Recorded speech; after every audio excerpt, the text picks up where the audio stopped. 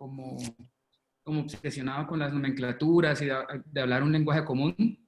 Lo tengo para hombro, también los tengo con la misma intensidad. Lo mismo le propongo para esto y luego de pronto para TAC patelofemoral y estas cosas. Entonces, digamos, la conferencia de hoy es evaluar las lesiones meniscales. Obviamente el título dice por imágenes, pero esto básicamente es centrado en resonancia magnética, solo que resonancia magnética es una palabra larga y no se veía tan bonito. Espérame porque voy a hacer otra cosa acá. Un segundo.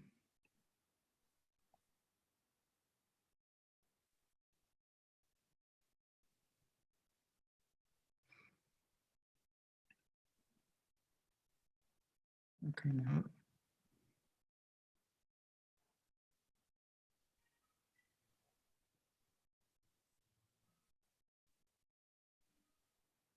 Todos me están escuchando y viendo, ¿cierto? Sí. Sí, señor. Perfecto, doctor.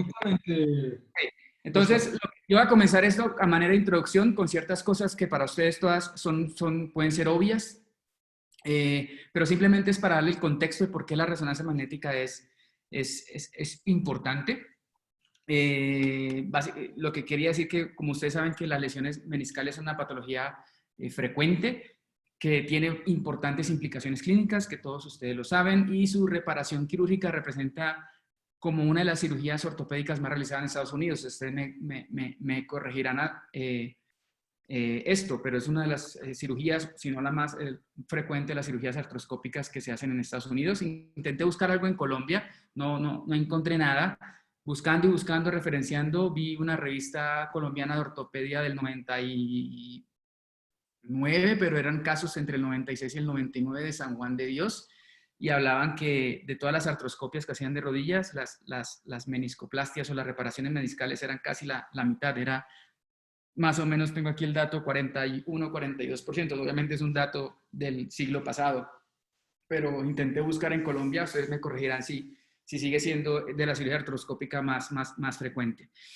Obviamente, en el proceso diagnóstico, una de las dificultades es abordar bien desde el diagnóstico hasta el tratamiento de estos pacientes. Obviamente, la resonancia magnética tiene un papel importante. Algunas lesiones por resonancia magnética, o la gran mayoría de lesiones por resonancia magnética, son detectables y a veces son difíciles de visualizar por artroscopias, o viceversa. Hay lesiones que son obvias en artroscopias, pero uno retrospectivamente las busca por resonancia magnética y no es tan fácil. Es para ponerlos en contexto de que la resonancia magnética, bueno, es un buen método. Ustedes tienen ahí los datos. Esto es basado en un metaanálisis publicado y referenciado por estos artículos, pero está publicado como del 2003 y es un buen método diagnóstico, pero obviamente no es perfecto.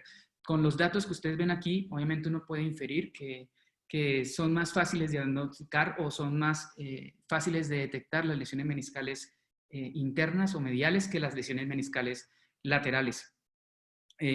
Obviamente, quiero decir que básicamente inferir que diagnosticar supuestamente lesiones del menisco externo es un poco más difícil que diagnosticar lesiones del menisco interno. También, digamos, al hablar un poco de resonancia magnética, que es un buen método, pero no es perfecto, también hay datos sobre que también es difícil a veces detectar pequeños fragmentos desplazados, sobre todo cuando la sensibilidad baja, si hay pequeños fragmentos desplazados hacia la región intercondilar o hacia los recesos femorotibiales o los coronarios.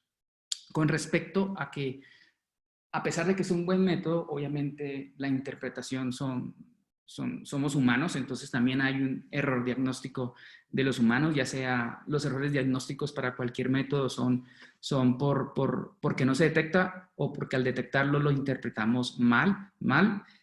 Sin embargo, hay un dato que hasta un 21% se han encontrado errores en la interpretación de las lesiones meniscales por resonancia magnética, y hasta un 6% de lesiones meniscales no se detectan, aún revisándolos retrospectivamente después de haber realizado la artroscopia. Antes de entrar de lleno, simplemente quiero como abrebocas decir que el rol de la resonancia magnética se ha expandido, no solo a ser un simple estudio diagnóstico, sino que se ha convertido en una herramienta fundamental para la toma de decisiones porque puede proveer información que orienta la técnica quirúrgica que ustedes puedan realizar y también puede además prevenir cirugías que no sean pertinentes. Esto es lo que yo quiero abarcar en esta pequeña conferencia. Es un poco básica, me dijeron que también era como enfocarla puntos básicos, claves, enfocada porque iban a haber muchos residentes. Básicamente vamos a pasar, no se puede leer una resonancia magnética o ir de lleno o de entrada a hablar de lesiones meniscales sin antes conocer un poco de anatomía, variantes, pitfalls, perdón el anglicismo. A mí me gusta la palabra pitfall, pero pitfall es como trampas o... Sí, no he encontrado como otro diagnóstico. Pitfall me gusta, perdón, para los que les guste mucho el español, me toca poner el anglicismo que es muy usado. Tenemos que saber algo de parámetros técnicos, de cuándo una imagen está bien, qué equipos se necesitan para hacer, y ya entramos de lleno a hablar sobre la patología meniscal. Obviamente voy a tocar lo que a mí me interesa, que es un poco de tratar de entre nosotros tener un lenguaje común, no simplemente aplicar lo que diga Isako, sino simplemente entre nosotros tener un lenguaje común. Y muy de ladito voy a tocar las roturas de la raíz de inserción que como tipo específico de lesión no la toca la clasificación de Isakos, y las lesiones meniscocapsulares, estas dos últimas que en los últimos años pues se ha hablado mucho de esto. Con respecto a la anatomía, esto es muy obvio para ustedes, pero bueno, los meniscos son estructuras fibrocartilaginosas, como ustedes todos saben, que tienen forma de C, y que su configuración morfológica y el contenido, que ustedes saben que básicamente es harto contenido de fibras de colágeno en sus diferentes distribuciones tipo 1, y esto le confiere las propiedades de soporte, distribución de carga, estabilidad mecánica, y también tiene algo de asistencia en la lubricación articular. Eso ustedes ya todos lo saben. Aquí vemos obviamente simplemente imágenes en el plano axial de resonancia magnética, que se ve la forma en C, un poco más abierta el menisco medial, un poco más cerrada la del menisco externo, un poco más de lo mismo en esta otra imagen de resonancia magnética de la rodilla contralateral, y aquí simplemente es un esquema anatómico de los tipos de fibras radiales, longitudinales y circunferenciales de colágeno que tiene el menisco. Básicamente, el menisco tiene una superficie superior que es cóncava y que es lisa, tratando de amoldarse al cóndilo femoral y permitir un mayor contacto para todas estas propiedades que ya dijimos. La base inferior del menisco la refieren como más plana y se fija sobre el platillo tibial, y esa fijación está reforzada por los ligamentos de las raíces anterior y posterior. Aquí simplemente son dos imágenes de resonancia magnética, una en el plano sagital y una en el plano coronal. Básicamente, todos conocemos que los meniscos los dividimos desde descripciones radiológicas en tercios, un tercio anterior. Quizás no lo tienen, nosotros nos gusta, yo soy muy romántico, entonces lo voy a llamar cuerno anterior, cuerpo, cuerno posterior, y obviamente están las raíces que lo insertan. En el plano coronal es lo mismo, hacia adelante tenemos un cuerno anterior, aquí tenemos al nivel del cuerpo, y hacia atrás tenemos el cuerno posterior. Recordar que el triángulo que tiene que los meniscos tienen esta forma triangular, como triángulos opuestos, que es un poco más grueso a su parte periférica y tiene un ápex afilado, puntiagudo o adelgazado que mira hacia la región intercondilar, y obviamente los márgenes lisos, que son muy importantes para esto. Perdón. Como les dije, esta configuración en C es un poco más cerrada en el menisco lateral y un poco más abierta en el menisco interno. Por eso tenemos que tener en cuenta que cuando estamos viendo el menisco interno, que es una C más abierta en el plano sagital, tenemos que tener en cuenta que el cuerno posterior siempre va a ser un poquito más grande que el cuerno anterior, ¿va?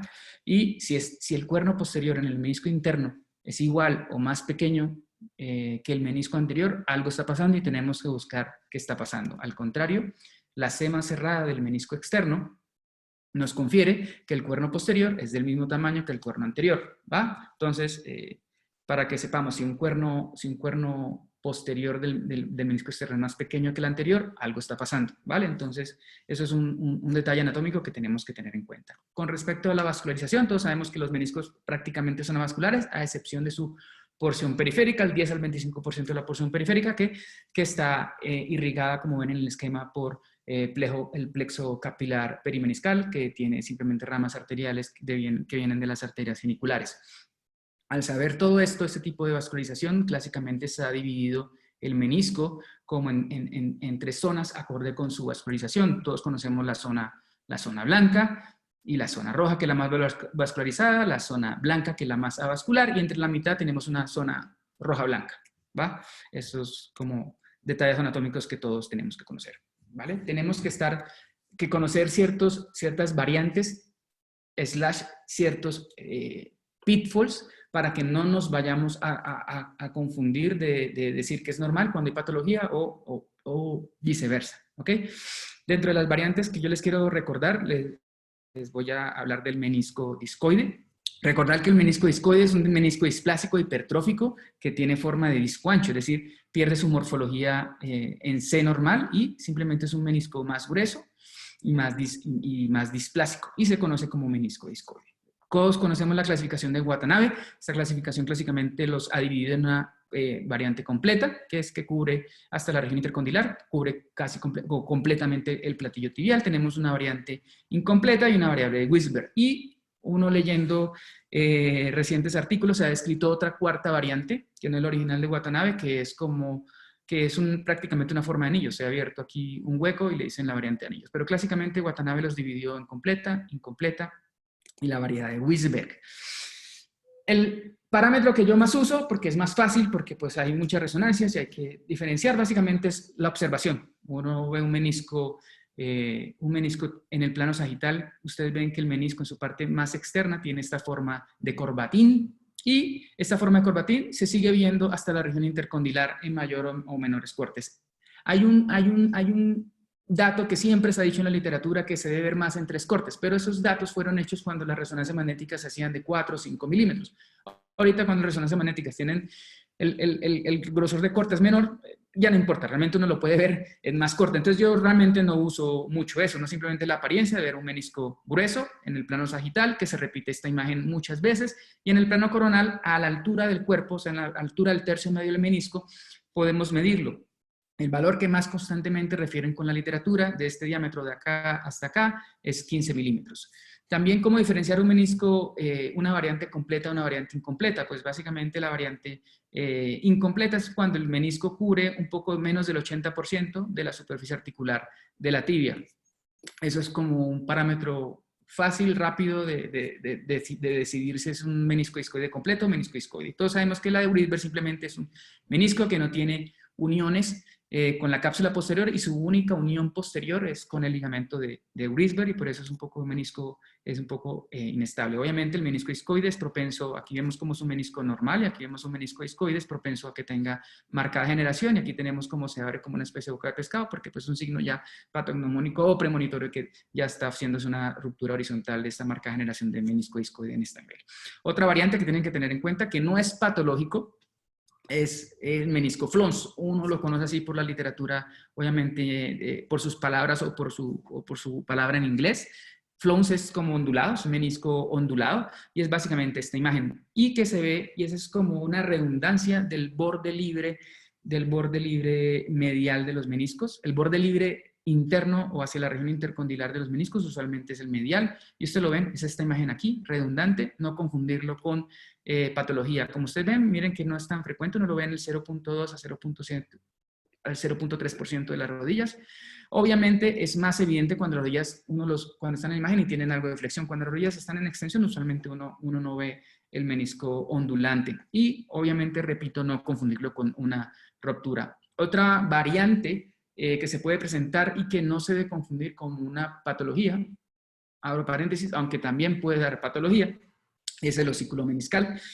Pero para diagnosticar un osículo meniscal es súper importante tener esto es una imagen obvia, pero pues es importante tener la placa simple. Uno dice la resonancia, todo con resonancia, pero créanme que uno agradece cuando está en la imagen y tiene una placa simple antes por cualquier otra hallazgo. Una radiografía siempre para corroborar las cosas es importante, sinovitis binodular, etc. En este caso, osículo meniscal. Es una causa de un aumento de la señal del cuerno posterior, como lo ven aquí. Esta es una imagen, obviamente, sin saturación, pero una imagen potenciada en T2, en que aumenta la señal dentro del menisco. Obviamente ya esto es muy evidente porque tiene los contornos corticales. Ya es muy evidente, pero en situaciones muy pequeñas o muy sutiles hay que correlacionarlo con la con la placa simple. Todos ustedes saben que el osículo meniscal puede ser una variante en el desarrollo o puede tener una etiología degenerativa, postraumática, en fin. Importante tener la correlación. Otras variantes que la literatura nos menciona que puede aumentar falsamente la señal del menisco es la condrocalcinosis o otras estructuras que están al lado que no son flaps o meniscos desplazados y como son la inserción anterior del ligamento transverso, el ligamento menisco-meniscal oblicuo o el ligamento menisco-meniscal ipsilateral. Esto simplemente son estructuras anatómicas que pueden ser normales. Esto que está aquí, el ligamento transverso intermeniscal anterior, que cuando lo vemos en el plano sagital es esta estructura aquí de baja señal. Cuando uno lo sigue de lado a lado y se inserta en el aspecto posterior del cuerno anterior de cada uno de los meniscos, a veces cuando se está uniendo puede verse como una ruptura, no confundirse con una ruptura. Abro paréntesis. Cuando uno diagnostica una ruptura de la raíz de inserción o del cuerno anterior, eso es muy infrecuente, no estar muy seguro. Entonces, pero igual, siempre lo mencionan en la literatura, tener en cuenta el ligamento transverso o intermeniscal anterior. Muy bien, otras cosas que uno tiene que tener en cuenta.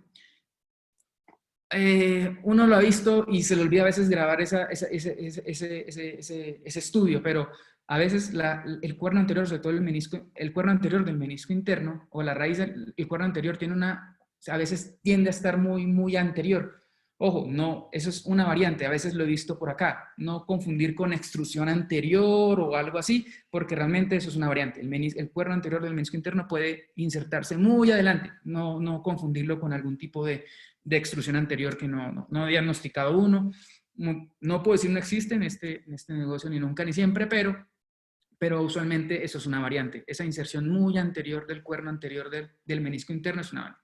Otra de las cosas que tenemos que tener en cuenta y que se ven acá, que muchas veces cuando las raíces se están insertando en las raíces de inserción, como son pequeños ligamentos, tienden a tener una imagen como estriada. No confundirlo con un aumento de la señal o algún tipo de lesión, porque a veces se puede ver así tanto en la raíz de inserción anterior como en la raíz de inserción posterior. Otra cosa que tenemos que tener en cuenta, sobre todo en el aspecto lateral de la rodilla, mira que aquí está aquí tenemos el peroné, aquí tenemos el cuerno posterior del menisco externo, ese es el tendón popliteo pasando por ahí. Recuerden que el tendón popliteo cruza, sí, está en la esquina posterior lateral y él cruza y pasa por detrás del menisco, del cuerno posterior del menisco externo.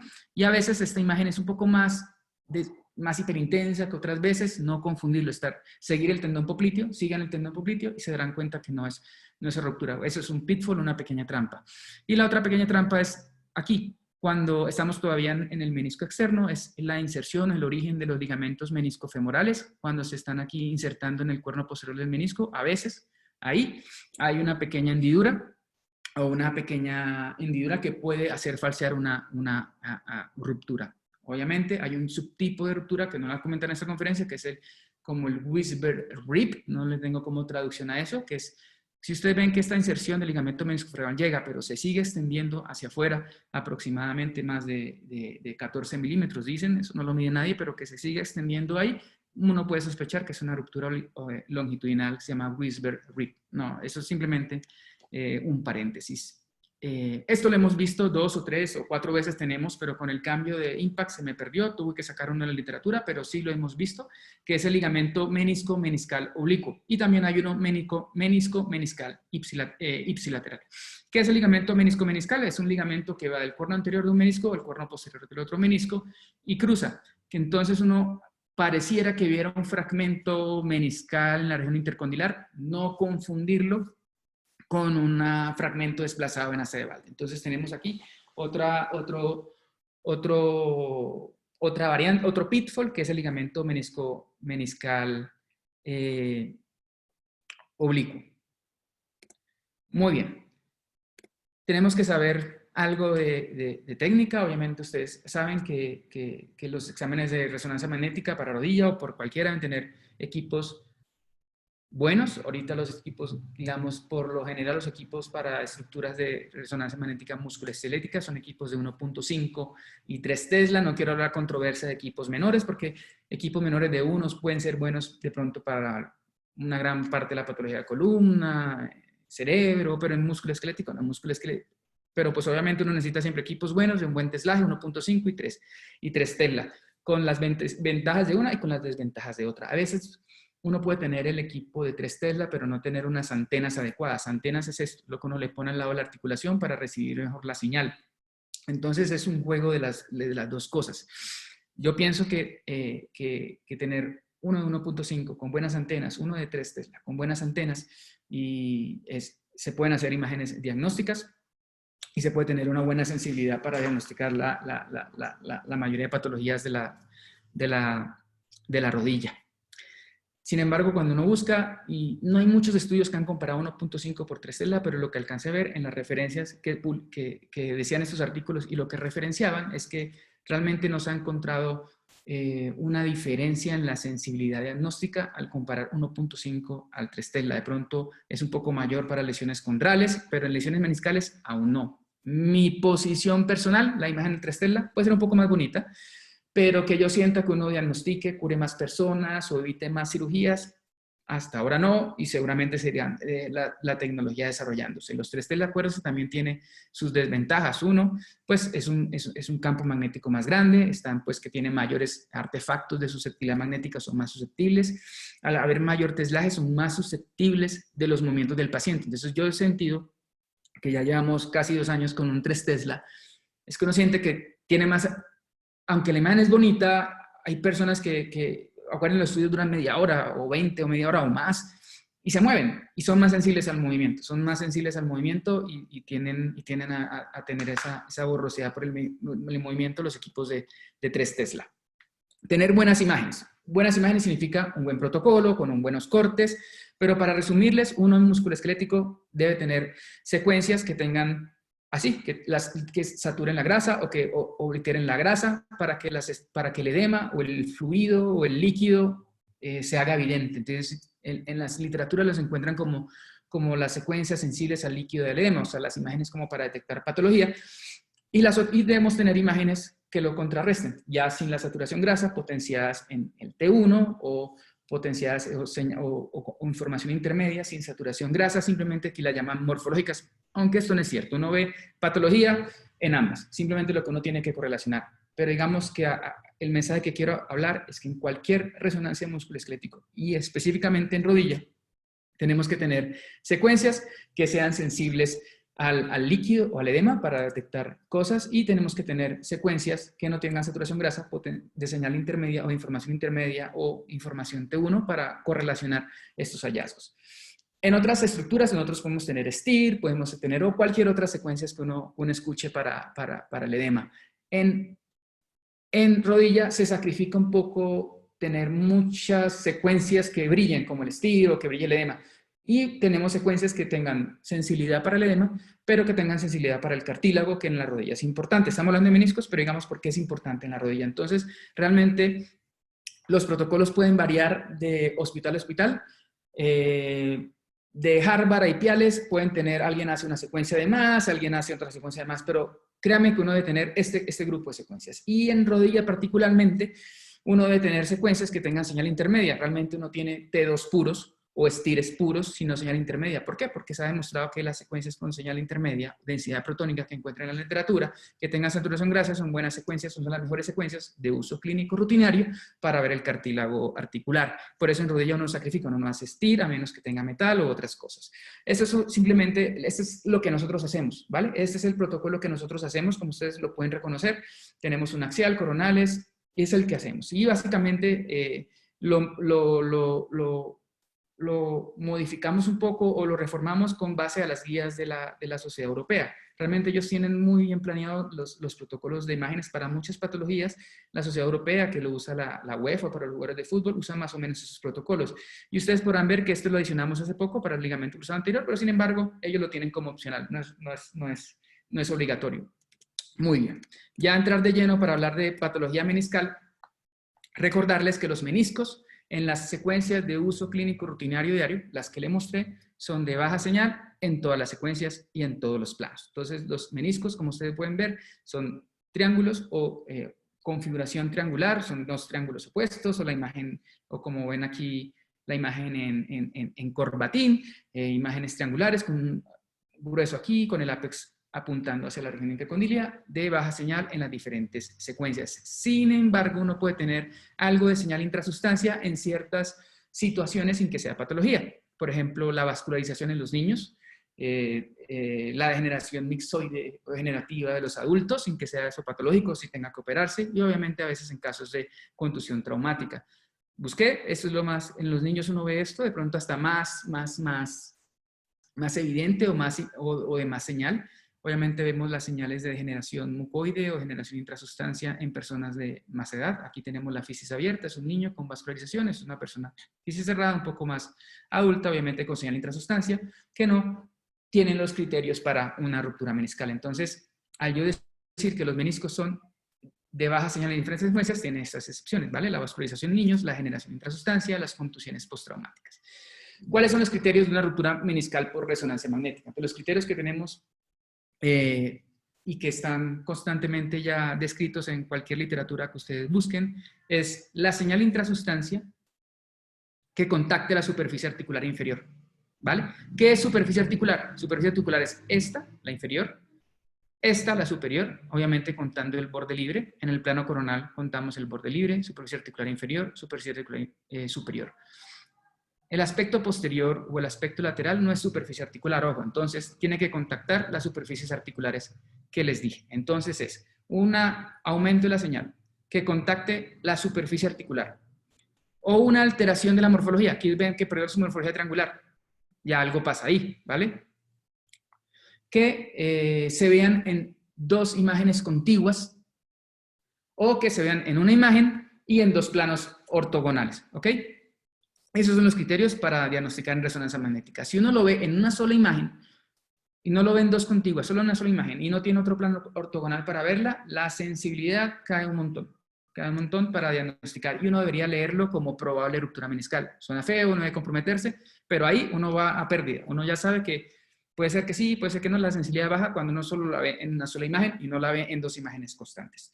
Hay otras cosas que también quiero recalcar en esta imagen, es que a veces uno tiene, ¿será que esta imagen contacta, no contacta? Eso es de todos los días, ¿será que sí, será que no? Entonces, signos de que el hueso de abajo tiene estrés y que es un signo secundario de una ruptura meniscal es el edema. Entonces, a veces cuando uno no decide si contacta o no contacta una ruptura, el edema le puede a uno ayudar para hacer ese diagnóstico de ruptura meniscal. Pero sin embargo, los criterios diagnósticos primarios son los que les dije. La señal que contacta el superficie articular o la alteración de la morfología, dos imágenes contiguas o una imagen en dos planos ortogonales, digamos. Entonces, quería aquí hablarlo de la parte que yo tengo de hablar un lenguaje común, y esta es la clasificación que hizo Isacos desde el 2006 y la vienen publicando en diferentes artículos. Ustedes la conocen más porque tengo entendido, pues es algo que empezaron de artroscopia, se devolvieron para las imágenes y ahí van haciendo las correlaciones. Y entonces acá hay mucho, digamos ahorita que estamos en tener indicadores de desenlace clínico, yo al preparar esto y que tengo en mi cabeza, es que al recolectar estas imágenes, porque tenemos la artroscopia ahí, hay muchas cosas que pueden salir y hay muchas cosas que todavía están saliendo al recolectar todos estos datos que, digamos, que nosotros también lo tendríamos fácil. Entonces, ¿qué dice Isaco? Isaco, digamos, cuando tenemos que ver una ruptura o reportar una ruptura, tenemos que tratar de ver o de definir estas cosas. Realmente Isacos no dijo nada nuevo. Realmente Isacos está simplemente está sistematizando las cosas que uno ya decía, simplemente que no lo concentraba, simplemente son cosas que uno buscaba, a excepción de pronto calidad del tejido meniscal o otras cosas que me parecieron ahí un poco raras, pero realmente son todas las cosas que uno viene haciendo regularmente, solo que Isacos la sistematizó. Entonces, lo que hay que valorar es la profundidad, ya vamos a hablar, su localización en el plano circunferencial, en el plano radial, su localización con respecto al hiato popliteo, el patrón morfológico de la ruptura, la calidad del tejido meniscal y la longitud de la ruptura en meniscos. ¿Vale? Con respecto a la profundidad de la ruptura meniscal, a decirlo lo cierto, uno lo tiene en mente, pero no es algo que yo decía o digo muy frecuentemente en mis informes, eventualmente a veces en la ruptura de inserción radial.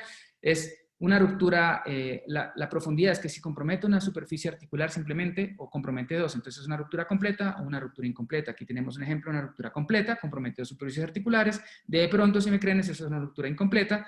Y aquí tenemos una ruptura radial que no sé si alcanza aquí, sería algo como incompleta también. Entonces, eso es algo que también que tenemos que definir. Sabemos que pues obviamente una ruptura incompleta es de mejor pronóstico que una completa. Ustedes ya tienen eso más claro, más claro que yo.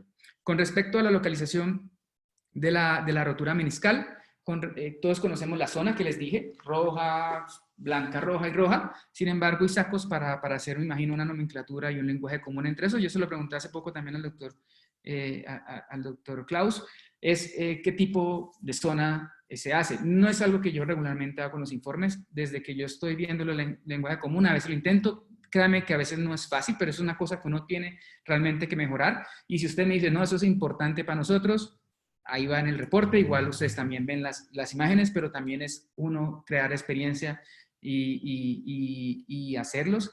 Cuando yo pregunto de colegas que están afuera o que están estudiando afuera o que tienen contacto, si esto lo hacen regularmente, unos sí, otros no.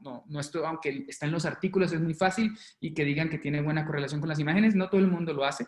Yo estoy intentándolo hacer, no es fácil, pero digamos que tenemos que tener en cuenta, obviamente, las zonas del menisco. Tenemos que la zona 3, la zona 2 y la zona 1, obviamente es la más vascularizada a las menos vascularizadas.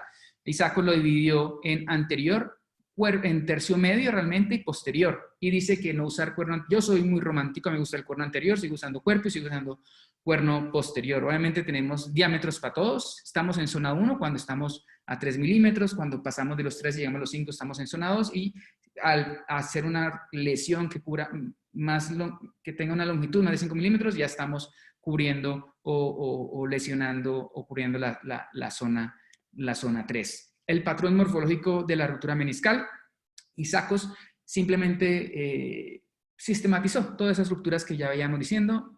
A veces está la parte de oblicua y pico del oro, pero esos son los tipos morfológicos de rupturas: la longitudinal o asa de Walde, la ruptura radial, la ruptura en flap, perdón el anglicismo, pero me suena mejor que ruptura en colgajo, ruptura en colgajo, que puede ser vertical horizontal, la ruptura horizontal y la ruptura compleja. Aquí vemos cómo es la ruptura longitudinal, que es una ruptura vertical. Aquí tenemos la del colgajo vertical, una radial, aquí tenemos la del colgajo horizontal, y obviamente las lesiones degenerativas o las rupturas horizontales. Las complejas es aquella ruptura que uno pudiera decir que hay dos tipos de trazos, pero esto digamos que son los tipos de morfología que también, si ustedes están de acuerdo, son los que podremos estar manejando juntos y eventualmente si correlacionamos vemos cómo vemos que también estamos en describir las morfologías.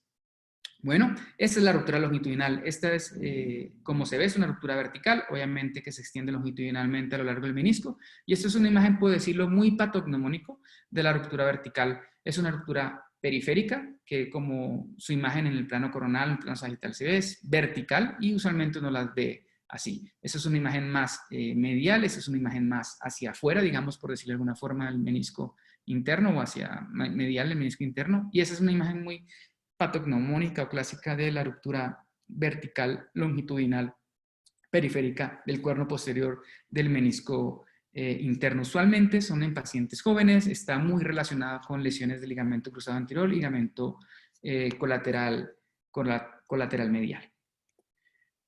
Las rupturas en asa de Walde realmente es una ruptura longitudinal que se extendió hacia adelante y hacia atrás, y el colgajo o el fragmento obviamente se ha desplazado hacia este lado, ¿vale? Esa es la ruptura en asa de Walde.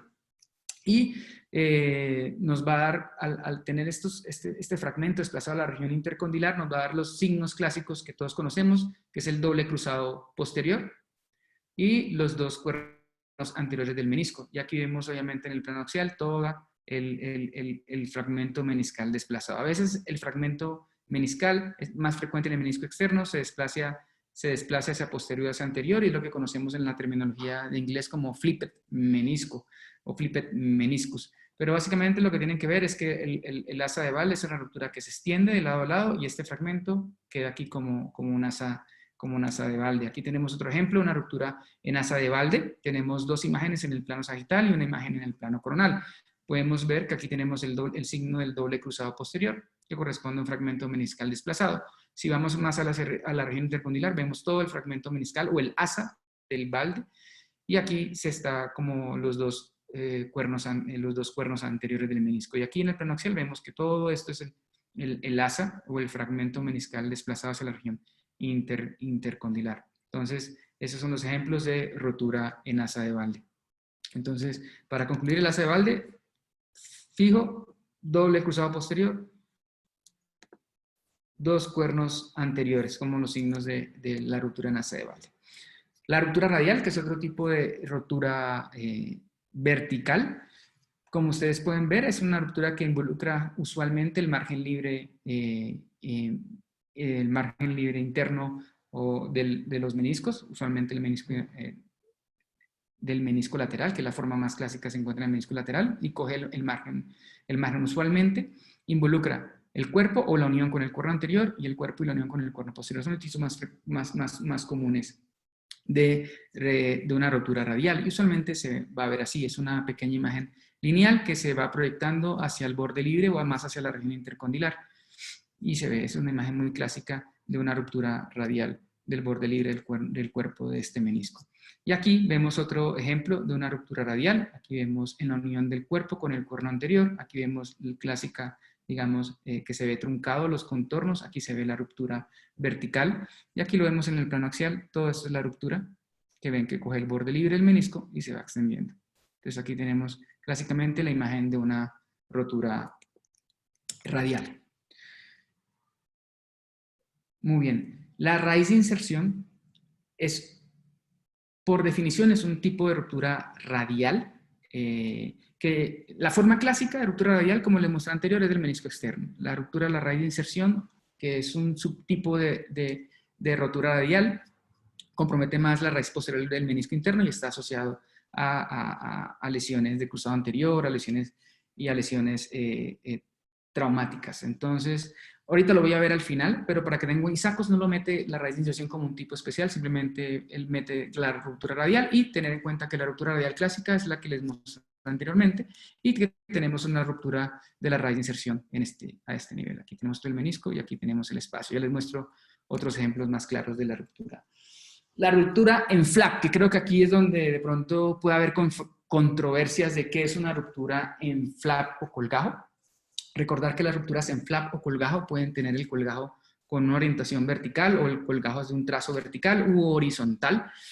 Son rupturas inestables por lo general, y inestables porque tienen ese fragmento desplazado que pues genera toda la sintomatología que ustedes conocen. Digamos, en la literatura ahora la llaman muy en flap, pero si uno va revisando de todos estos años, es la que uno conocía, la ruptura en flap o colgado es la que uno conocía como ruptura oblicua o conocida como ruptura en pico del oro. ¿Por qué? Porque pues tiene un trazo radial y tenía un trazo longitudinal y se conocía como una ruptura en pico del oro. Obviamente tenemos otras formas esto es un flap, una ruptura en flap vertical que se va separando los fragmentos meniscales. Entonces, cuando vemos esta ruptura, que es esta, es como la patognomónica de esta, es esta imagen. Aquí se ve truncado el menisco, o sea, el contorno ya no es afilado, es romo o truncado. Aquí hay un espacio, está desplazado y aquí está el fragmento. Esta es una ruptura en flap o ruptura en colgajo desplazada del cuerno posterior de este menisco interno, el edema como signo secundario de esta ruptura meniscal.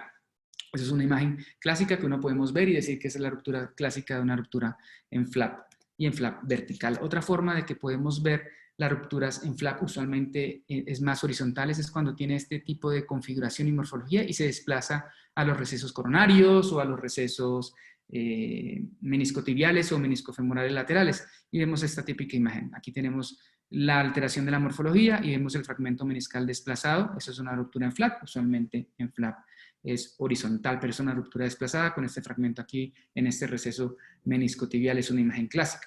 Los fragmentos cuando tienen ruptura en flap se desplazan usualmente a los recesos coronarios o meniscofemorales o meniscotibiales y a recesos intercondilares posteriores, como aquí que tenemos un fragmento desplazado a los recesos intercondilares posteriores. Aquí tenemos entonces una ruptura de tipo flap. Muy bien. Con respecto a las rupturas horizontales, por excelencia son esas rupturas que todos conocemos que son de etiología más bien degenerativa, y es un trazo horizontal, como su nombre lo dice, y que es paralelo a la platilla tibial o paralelo al menisco. Entonces, al menisco lo va a dividir en un menisco, en un fragmento o en una hoja superior y una hoja inferior. Esta es la ruptura meniscal, la de ruptura de morfología horizontal. Esas rupturas horizontales generalmente pueden llegar al ápex del menisco o pueden tener una orientación oblicua y llegar a la superficie articular inferior. ¿Vale? Entonces, eso es una de las tantas, digamos, controversias o que pueden dar a equívocos, digamos, para definir oblicuo. Y saco oblicuo, tiene ruptura en colgajo, ruptura flap, y la ruptura horizontal es esta ruptura, es el trazo horizontal de alta señal que divide el menisco en una porción superior o una porción inferior, y que usualmente, o por lo general, para uno reforzar su diagnóstico, se asocia a la presencia de quistes parameniscales o quistes intrameniscales. Esos son los ejemplos de una ruptura horizontal con quiste parameniscal asociado. Muy bien, las rupturas complejas, buscando y buscando, no es difícil, pero voy a asemejar cuando uno no puede a veces definir una y cree ver dos trazos de ruptura o que tiene el menisco como fragmentado, no sé, como hacer la similitud con la fractura conminuta, digamos que ahí es una ruptura compleja, quiere decir que tiene más de dos trazos. Usualmente puedes combinar la horizontal con una vertical, radial o longitudinal. Es una combinación y que el menisco luce fragmentado. Aquí tenemos una imagen, de pronto una orientación una orientación más horizontal, y aquí tenemos una orientación aquí más vertical, y podría ser, digamos, el ejemplo de una rotura compleja. Con respecto a la raíz de inserción meniscal, vuelvo y les digo, Isacos en su clasificación no la tiene como un subtipo aparte. Isacos tiene rupturas radiales, que pueden ser la clásica, y que se rompa la raíz de inserción posterior. La ruptura de la raíz de inserción meniscal es un tipo específico de lesión meniscal que ha ganado atención en los últimos años y representa aproximadamente el 10 al 21% de las rupturas meniscales. Ahí está la referencia. No, ustedes me dirán si están de acuerdo con eso en lo que ustedes ven en sus cirugías. ¿Cuál es la importancia de las lesiones meniscales o de la raíz de inserción? Es que una rotura de la raíz de inserción no tratada o mal tratada puede acelerar la generación condral, lo que resulta en edema óseo doloroso, obviamente es una patología limitante para el paciente, o una osteoartritis progresiva. Y obviamente estas rupturas de la raíz de inserción no tratadas se han relacionado mucho con fracturas subcondrales y osteonecrosis. Para los que creen en el SONC todavía, igual se llaman fracturas por insuficiencia del hueso al lado. Y esto es, digamos, es una imagen que le quiero para que recuerden, es la imagen clásica cuando no es sospechar una ruptura de la raíz de inserción, y es el signo famoso del menisco fantasma. Entonces aquí estamos viendo una resonancia magnética de un menisco interno, porque miren el platillo tibial es un poquito más cóncavo. Vamos como de la parte de afuera hacia la parte intercondilar o la parte de adentro. Aquí vemos el menisco, su morfología triangular, su señal negra, sus bordes lisos. Y aquí empieza a tener algo de alteración de la morfología y perdí la señal, y luego el menisco se pierde, ¿vale? Ese es el famoso signo del menisco fantasma. Siempre uno debe seguir cuando está viendo las resonancias bien. Sigan los cuernos hasta su inserción. Sigan los cuernos hasta su inserción.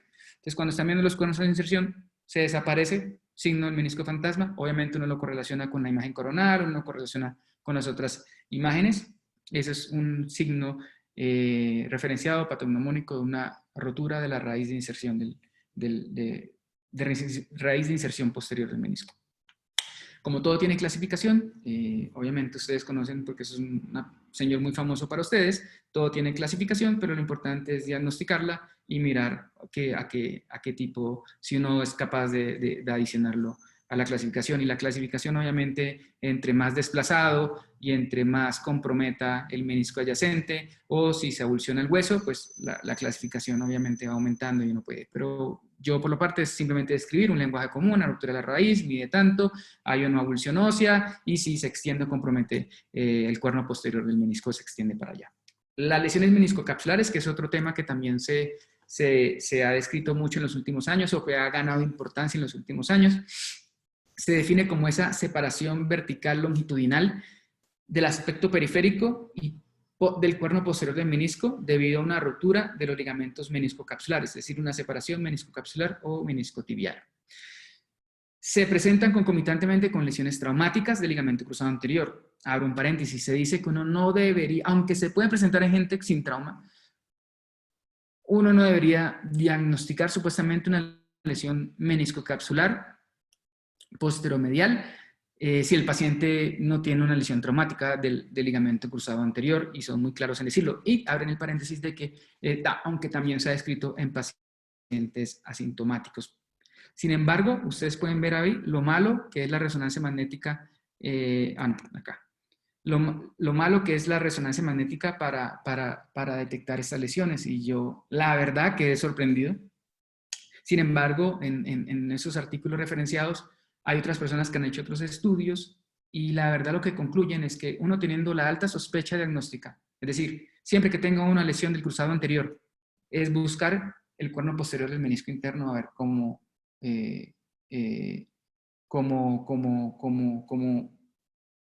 está, ¿vale? Entonces, yo la verdad siento que no es problema del método de la resonancia, la verdad siento que es problema de uno, de tener la alta sospecha y de buscarlo, y de buscarlo cada vez. Se me pasó decirles, pero estas lesiones meniscocapsulares tienen este nombre que también se le ha dado de la rampa meniscal en español, y porque se asemeja a una rampa. Se dice que si uno adquiere a veces la rodilla en una posición más flexionada que extendida, podría uno aumentar el diagnóstico de esas lesiones. ¿Por qué la importancia de las lesiones de la rampa meniscal o meniscocapsulares? Porque pueden incrementar un aumento de la traslación anterior, haber más laxitud rotacional dinámica y excesiva movilidad rotacional que resulta en un incremento en la inestabilidad mecánica de la rodilla. Esto lo copié literalmente el artículo de abajo, el de los ortopedistas. Entonces, esa es la importancia de diagnosticar las lesiones de la rampa meniscal. Entonces, digamos, como criterio diagnósticos, tener una alta sospecha diagnóstica, estar en el contexto de una lesión de lesión de cruzado anterior postraumática. Y aquí es como el ejemplo, aquí tenemos un signo secundario que algo está pasando, que es el edema óseo. Pero cuando nosotros tenemos que hay aumento de la señal entre el cuerno posterior del menisco y la cápsula y la región, digamos, capsular adyacentes, y que se empieza a perder la definición de los ligamentos meniscocapsulares, tanto superior o inferior, y está asociado a una lesión del cruzado anterior, podemos, digamos, elevar la sospecha en la lectura por resonancia magnética de que tenemos una lesión meniscocapsular o de la rampa meniscal, ¿ok? Entonces, digamos que todo esto ojalá salga de que tengamos esa retroalimentación al cosechar todos estos datos de resonancia magnética y de artroscopia, porque es muy importante y es que quedé sorprendido que la sensibilidad del 48%, pero dicen que con radiólogos entrenados, musculoesqueléticos, con la rodilla en flexión 30 grados, se puede aumentar el diagnóstico de la rampa meniscal, lo cual es importante porque tengo entendido que para ustedes es un punto ciego de artroscopia y con eso les puede cambiar, creo yo, la entrada de algún portal en específico para buscar este tipo de lesiones. Ustedes me corregirán a manera de conclusión. Quiero simplemente decirles que la resonancia se ha convertido en el método diagnóstico de elección, no sé si elección la palabra, o preferido para la evaluación de las lesiones meniscales. Su análisis en la resonancia magnética puede ser complejo, no es tan fácil a veces como uno piensa. Meniscos, manguito rotador, lo primero que uno aprende cuando hay resonancia magnética musculoesquelético, y no, cada vez yo me sorprendo porque en la semana hay algún caso difícil de meniscos. Pero antes que leer tiene una ruptura meniscal, uno tiene que tener un cierto background, un cierto conocimiento de factores técnicos, de que está bien tomado, que tiene las secuencias que son, reconocer las anatomías normales, las variantes, los pitfalls que nos pueden hacer confundir y tener claro cuánto es un criterio diagnóstico de una ruptura meniscal para así aumentar nuestra precisión o nuestra sensibilidad y evitar errores de la interpretación. Sigo insistiendo que una terminología estandarizada entre los dos grupos, la retroalimentación con los hallazgos artroscópicos y a través de un trabajo colaborativo, que creo que es un escaño más que trabajo multidisciplinario, sino